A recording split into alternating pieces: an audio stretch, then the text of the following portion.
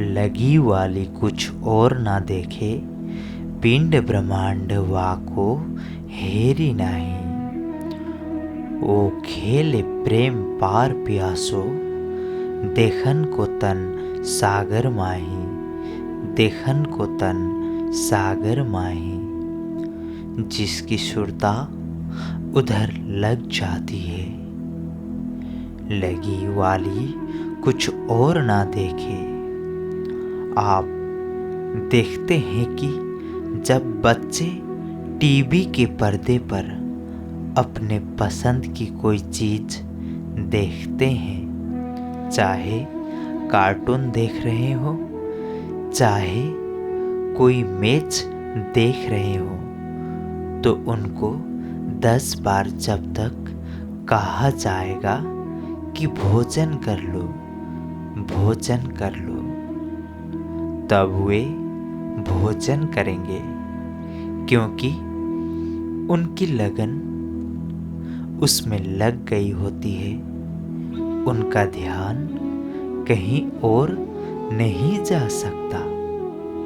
उसी तरह से आत्मा अपने प्राण वल्लभ अक्षरातीत की अनंत शोभा को इस प्रकार देखने लगे, इतना डूब जाए कि 14 लोकों की दुनिया उसके लिए अस्तित्व विहीन हो जाए।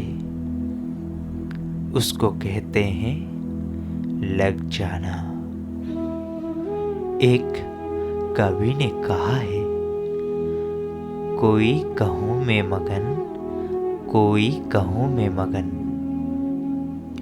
हम वही में मगन, जासो लागी है लगन। लगन सबकी होती है, किसी की लगन धन कमाने में है, किसी की लगन अध्ययन करने में है, किसी की लगन सेवा करने में है। आत्मा की लगन लग जाए कि पल पल हम प्रियतम का दीदार करें। ऐसी अवस्था में क्या होता है कि अंदर की शक्ति जो माया में लगी होती है, वह हटकर प्रियतम में लग जाती है। अर्थात संसार में रहने पर भी संसार के अस्तित्व का बोध नहीं होता। इसको कहते हैं माया गई पोताने घेर। शरीर तो माया का है, हमारा मन चित्त बुद्धि अहंकार भी माया के हैं। जीव भी माया के अंदर नारायण से प्रकट होता है।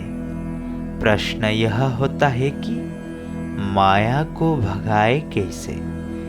यहाँ माया को भगाने का तात्पर्य है जन्मों जन्मांतर की जो तृष्णा है, जो माया के सुखों से ही शांति की कल्पना करती आ रही है, उसको समाप्त करना है। यह तृष्णा जिसने इस जीव को लाखों योनियों में भटकाया है।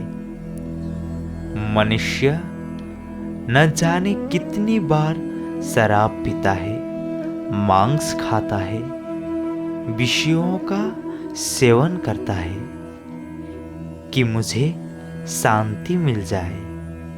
3 ही चीज चाहिए चेतन को, प्रेम, शांति और आनंद। इन तीनों को पाने के लिए ही वह सारे पाप करता है।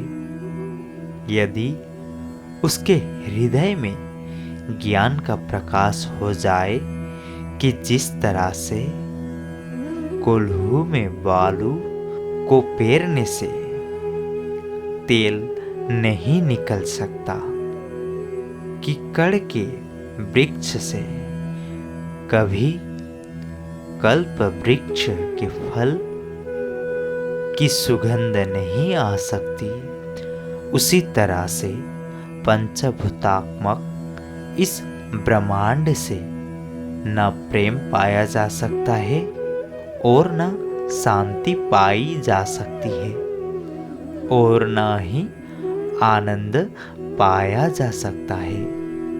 तो उसका हृदय उस अखंड अक्षरातीत की तरह मुड़ जाता है और जब हृदय में प्रेम के सागर, आनंद के सागर, शांति के सागर अक्षरातीत युगल स्वरूप वास करने लगते हैं तो शरीर वहीं रहता है, वहीं मन, चित्त, बुद्धि और अहंकार रहते हैं, लेकिन दृष्टि बदल जाती है। ऐसा इलम हक के दिया हुआ इश्क 14 भवन,